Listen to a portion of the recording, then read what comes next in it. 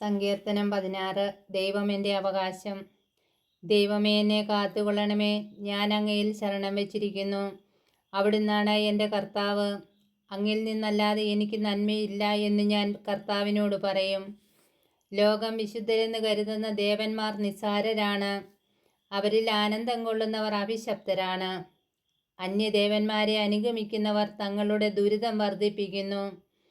ഞാൻ അവർക്ക് രക്തം കൊണ്ട് പാനീയബലി അർപ്പിക്കുകയില്ല. ഞാൻ അവരുടെ നാമം ഉച്ചരിക്കുകയില്ല. കർത്താവാണ് എൻ്റെ ഓഹരിയും പാനപാത്രവും. എൻ്റെ ഭാഗധേയം അവിടുത്തെ കരങ്ങളിലാണ്. അഭികാമ്യമായ ദാനമാണ് എനിക്ക് അളന്നു കിട്ടിയിരിക്കുന്നത്. വിശിഷ്ടമായ അവകാശം എനിക്ക് ലഭിച്ചിരിക്കുന്നു.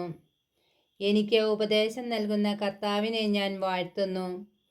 രാത്രിയിലും എൻ്റെ അന്തരംഗത്തിൽ പ്രബോധനം നിറയുന്നു. കർത്താവ് എപ്പോഴും എൻ്റെ കൺമുൻപിലുണ്ട്. അവിടുന്ന് എൻ്റെ വലതുഭാഗത്തുള്ളതുകൊണ്ട് ഞാൻ കുലുങ്ങുകയില്ല. അതിനാൽ എൻ്റെ ഹൃദയം സന്തോഷിക്കുകയും അന്തരംഗം ആനന്ദം കൊള്ളുകയും ചെയ്യുന്നു. എൻ്റെ ശരീരം സുരക്ഷിതമായി വിശ്രമിക്കുന്നു. അവിടുന്ന് എന്നെ പാതാളത്തിൽ തള്ളുകയില്ല.